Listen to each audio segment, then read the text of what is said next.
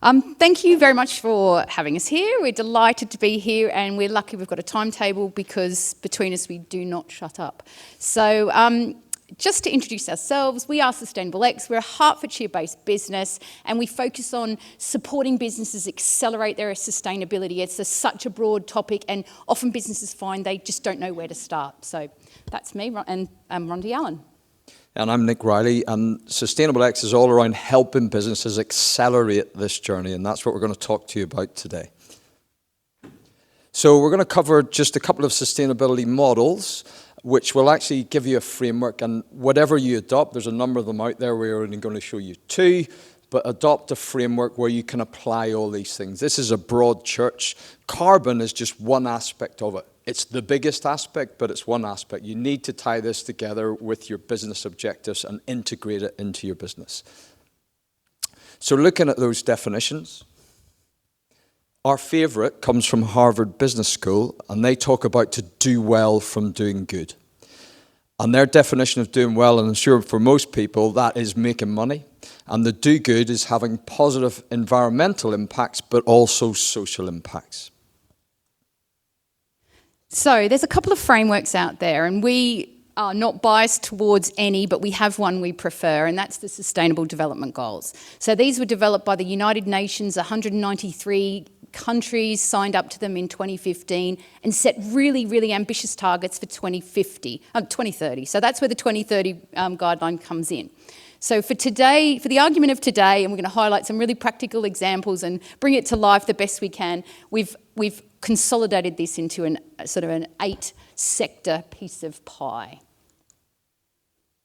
But in terms of the business case, and I'll whiz through this quickly because we've all talked a lot about this and the reason why a business would do it. And we really believe we are a business-led organisation, and we believe there needs to be business reasons for this agenda to really stick and be positive influences in the business. So really, who cares? Your customers care. They really do, and they're big. We've seen the Tesco's from Andrew, and everybody's asking, and customers, most of our clients come because somebody's asked them the question, they're not sure how to elaborate or how to discuss it with them. Employees care, people care, consumers care. Professional services, it's a huge thing in terms of recruitment when they're going to recruitment fairs. Everybody's asking them, what are you doing on diversity? What's your inclusion policy? Where are you on your carbon footprint? Your local community cares. Really, it's important that they support businesses that care about sustainability, that care about supporting other businesses in the local community. And places like Hertfordshire, everybody's here today because we all care about what's going on in our world. There's regulation and there's consumer groups that really you don't want to be on the wrong side of being a negative influence or something that's going on. So it's a real watch out. And if you're going for tenders or in your regulations, David has touched on it really well there, it is the future. You need to grow your business and to be involved. You really need to be ahead of this curve. So just looking at SMEs, it's such a big sector of the UK economy, it's critical that SMEs get on board with this. A lot of activity to date has been with the larger corporate clients, but ignoring this sector ignores up to 70% of the pollution in the UK. They have a massive impact on employees, on communities, so they need to come on this journey with the large companies as well. So just going through our 8-segment model today, we're going to try and bring this to life a little bit with examples. So in each of these areas, when we work with a business, typically they may have hundreds of things they're already doing and hundreds of things they could do. So we're only picking out a few examples just to illustrate the breadth of this agenda. And we start with environment, but we'll go through all sorts of different aspects of being a good business. This is all about good business practice, as I think as we started off today saying, it's about doing good and doing well. So on environmental impact, we've talked a lot about carbon, and the big message here is get started. So as Dave has ably described, you've got to be accurate, but you can start with your scope 1 and scope 2 quite easily, quite quickly. It's easy to calculate, it gets you started, and then you can add in the scope 3 over time. So we've seen clients reduce this by 30% in their first year just because they've measured it and they're looking at it every month, and human nature is if you measure it, you try and send it in the right direction. but also an environment, habitat. And it's a key building block for ecosystems, and we've been ignoring that. So what can you do as a business? Well, if you've got any habitat, any green area, can you enhance it in any way? If you haven't got any, can you add some in any way? And even better, can you contribute to community efforts to contribute overall? On employee well-being, big part of the agenda is bringing the people with you. And can you contribute to their health and well-being in a positive way? And that might be, if you're a company with 50 people and you've got one bike rack and one shower, are you enabling people to cycle to work, for instance? Probably not. Could you do more in that aspect? But there are negative aspects. We'll all experience some downtimes in our life. Maybe people have addiction issues, they've got financial challenges, they've got problems. Do you as a business enable yourselves to recognize that and signpost people to health? Mental well-being's really come up the agenda, and it's actually a legal requirement to have a stress risk assessment if you've got more than 5 employees. And you can have in place then control measures. Maybe it's mental health first aiders. It could be that your HR system puts out a survey every month or every quarter, or you get an app just checking up on how people are. And if they've got issues, can you help? Can you signpost them to people?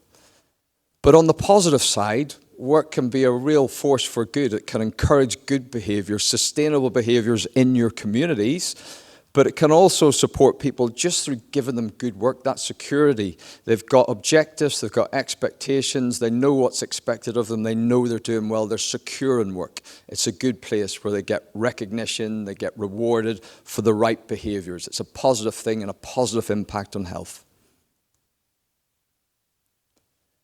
Equality and diversity is another big deal that's really come up everybody's agenda recently. And just there's lots of different areas of this, but when you consider disability as a subject area, you've got somewhere between 1 in 5 and 1 in 7 working age adults have a disability, 70% of which are hidden. These are your potential employees, current employees, potential customers, current customers. So if you ignore them as a group and you don't make it easy for them to engage with and work for your business, you're missing out on a big commercial opportunity as well as not doing the right thing. An example from one of our clients on bias that's unconscious was an engineering manager, and his recruitment success rate was really poor. So they had a look at why this was, and he was not interviewing anyone with a non-Anglo-Saxon name. And when this was flagged to him, he was absolutely appalled. Couldn't believe it. Within 12 months, he got up to the same run rate on recruitment as his peers. So everyone has unconscious biases, and just bringing it to people's attention can help improve the diversity and inclusivity of your business. Ethics and governance is all around this being successful as a business, but the sustainability perspective is recognizing climate change is happening. We're all experiencing more extreme weather events. One of our clients had a warehouse facility, and they actually, when they looked at it, it hadn't been flooded ever, but it was now at risk because of climate change of being flooded. So it changed how they stored their high-value goods. They moved them up in the racking system and changed that structure to reduce that risk. So we're all subject to this, and supply chains are more so because stuff coming from international areas is more likely to be impacted by extreme weather. Cybercrime is another big area in here, and all these things are just one example of many, many different things that your business could consider, and that's why we encourage you to apply a framework of some sort. But just yesterday we heard of a nursery who'd had a cyber attack, and it had really crippled them because all their data was online, they had no access to it, and they were ransomed. These people have no ethics whatsoever, so the nursery is totally compromised, and they had to pay thousands of pounds to release themselves from this ransomware. So get yourselves checked. If you can sign up to any sort of certification scheme, that's great for your customers as well. So supply chain, I think we heard Leon talk earlier about supply chain and operations, really bad things happen. There's modern slave labour acts which are already in place, but things happen in supply chains. Not only that, in supply chain it's quoted that there's 10% of the world's carbon footprint sit along the supply chain. So anything we can do there is a force for good. So along with bad things, you can also take a huge opportunity if you've got a business with a large supply chain to reduce your cost. And the race to zero waste and having a zero waste strategy is definitely great for your business, definitely great for your sustainability credentials, and good for cost. This is an example of a company that's local that uses rubber as one of their core components. And they went out to some shoe manufacturers for the cut-out waste parts and used that instead of virgin rubber material and started the recycling. And so much so that their suppliers of the virgin material came and said, "You've dropped your consumption a lot. What's going on?" So it was a win for the people that were disposing of the excess rubber. It was a win for this company because they considerably reduced their costs, and it contributed to the circular economy. So there's some fantastic opportunity in supply chain. Climate impact on supply in your supply chain is really, really significant. There's a lot of risk here, but two really big examples you may have already heard, but coffee is hugely vulnerable to climate change. Coffee yields are down 12% or 15% this year alone, expected to be down by 75%. So if you're a coffee lover, maybe start learning to drink tea. And computer chips has also significantly impacted this year. And I know everyone's had delays in Apple, their car manufacturing plants have shut down, all because these are made in Taiwan. It's a heavily water-intensive process, and Taiwan had a drought. So there's real things happening that are impacting people all the time in terms of climate risk in your supply chain, and we always suggest customers sort of consider this with a new lens. Innovation and collaboration, one of my favourite parts, because someone mentioned it earlier, you can't be more sustainable all by yourself. It's worth really tapping into industry bodies, events like this, other companies, people, your customers, your supply chain. Talking about supply chain sustainability is really positive, and just asking the question puts pressure on and encourages others to think a little bit more sustainably. But one really big aspect of this innovation engine is the digitalisation, and I think COVID's moved everybody along significantly, but there are some industries that are still left behind. Construction, since COVID, construction still has 72% of their industry is still paper-based. So there's some opportunity there. But what I like and what we've seen in terms of a real-world example is clients that use their digital skills to upskill their customers, their employees, and also people in the community. One bank we work with lets their digital employees that are really savvy in technology to support homeless people to become more digitalised, and they use their space. So they're using their assets. So it's a really key part of sustainability is the digitalisation, collaboration, innovation. Just for some quick stats and some little bit of information, every email you send is 4 grams of carbon. So sometimes you see people with emails that say, "Please don't say thank you," because it's 4 grams of carbon. If you send a photo to 20 people, that's 1 kilo of carbon right there. So everything has an impact, and this acceleration in digitalisation is great, but there is another impact there, and we are increasing it. So all the digital storage has massive carbon footprint. So value to customers, we are a business-led organisation, and we want people to have a great business support their community. So education, of the 17 Sustainable Development Goals, education is one goal, number 4. And so how can you grow your business as well as educating people along the way? And this is an example of a business that gives lots of tips on their website, sends out newsletters on how they're doing, what they're doing. And if you can do that for your business and support your community, your customers, your suppliers, and educate them, it's a huge part of sustainability, and it hopefully can grow your business, so it's a win-win. A strategy that people take, and you see it a lot, you'll recognise this as an isolation strategy in terms of sustainability. So brands will have one part of their business that gives a customer a choice, so they can choose an eco t-shirt rather than a normal t-shirt, or eco fuel, or all sorts of different things. And we really like this strategy because it gives businesses an opportunity to test the market, see if there's demand there. It puts pressure on other customers or other businesses to create some competitive advantage. And it's just another thing that you can do in your business, is to start considering that. The challenge is, at the moment, it's not at price parity. So until we get to a point of price parity where a more sustainable option is the same, we're not seeing exactly people demanding that, but it is a good test model out there. And as soon as we can get more and more of these brands, more of these more sustainable companies, the statistics suggest that customers really go for it. So the statistics are high, more brand loyalty, more sustainable brands, people really care, and we've heard that theme throughout the day. So the last piece of our 8-piece piece of pie is community contribution. And that's about what you give back to the community. But there is negative aspects here as well. But I love this one because this is an example of a soft play centre who donates their unique resource, which is their centre, which has got ball pits and tunnels and all sorts of things, to the local fire service once a month for training. So they're giving back to the community. They're providing a really unique service. It's not costing them anything. And it is part of this circular, sustainable environment that we live in and caring about your community. So we really advocate doing something and giving back to the community and trying to use your unique asset to the maximum value. They turn the lights out, by the way, so it's training in the dark. Yeah. It's not just playtime. No, it's not play. Yeah.